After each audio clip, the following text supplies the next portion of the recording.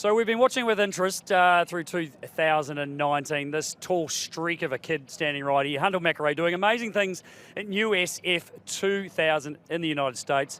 Now we're going to steal you. I know you were born in America. You got the green card because you got an American passport, which makes it easy. But essentially, because mum and dad are Kiwis, you're going to be a Kiwi, all right? You got a Kiwi flag on your car? I do actually. I've got the little Speedy Kiwi, Bruce McLaren Speedy Kiwi on my roll hoop as well, which is quite cool. So obviously very proud of my background and been racing under the New Zealand flag my whole racing career so far. So obviously no reason to change that, and yeah, just amazing to have the opportunity to be over there and flying the flag and just loving it. So it's been really good, and hopefully we can continue this form. Mate, it's been awesome. I mean, obviously you go back a long way with your dad, and watching you grow up you have, to do what you did in Australia and win the Formula 4 championship, get that scholarship, and then head to the States, whole new environment, new tracks, but mate, you're leading that championship, one round to go. You must be pinching yourself on a regular basis. It is. You're exactly right. It's in one way, it's a dream come true. You know, obviously, there's a lot further I want to go. There's a lot more challenges to lie ahead. But if you look back 4 years ago where I was, to have the support of people like Scott Dixon in your corner and to be doing what we're doing overseas, it's what I've always dreamed of. So, like I said, there's a lot to go, but definitely have to pinch myself every other weekend. So yeah, just like I said, I'm loving it and just really grateful to even just have the shot of getting over there. Pretty cool being on the support card of IndyCar races, eh? I mean, being there on some of these iconic racetracks, and as you just mentioned, Scott Dixon there. I mean, you formed a bit of relationship with him there, and is he, is he going to, open up his fat wallet and give you some cash? Well, I haven't personally asked him that yet. I wouldn't.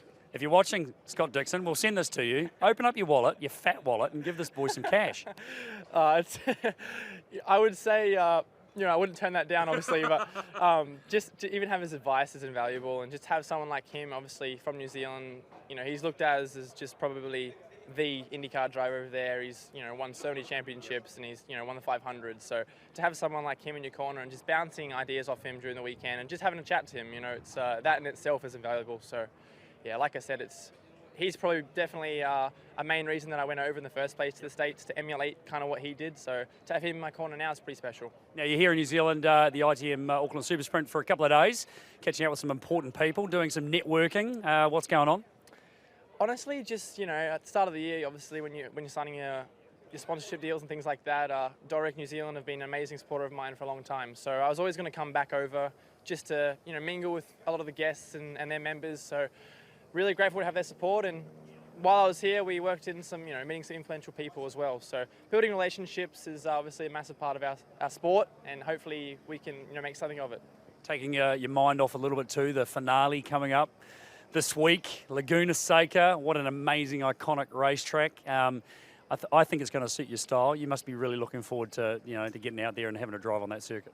Definitely, it's obviously, when I looked at the calendar at the start of the year and saw that the last round was Laguna, I was quite happy actually, to see. It's funny, that track I've been driving on PlayStation games since I was little, so it's going to feel like I've already been there in a way. Obviously it's not the same, but iconic circuit, really fast and flowing, and the last half of the season there's been a lot of fast flowing tracks like Mid-Ohio and Portland, which we've gone quite well at. So, just again, if I can learn anything from last year, actually, about going into the last round, leading the championship, it's to not change anything. Last year I probably tightened up a little bit, and it got a lot tighter than it should have. So to have that experience to actually look back on from last year, leading into this round, it's just probably takes the pressure off a little bit. And I'm just going to go in and keep doing what I'm doing, and we'll see what happens. Mate, been awesome to watch. Great to have you here this weekend. Good luck. Last round of the championship. Go get 'em, mate. Thanks, Murph.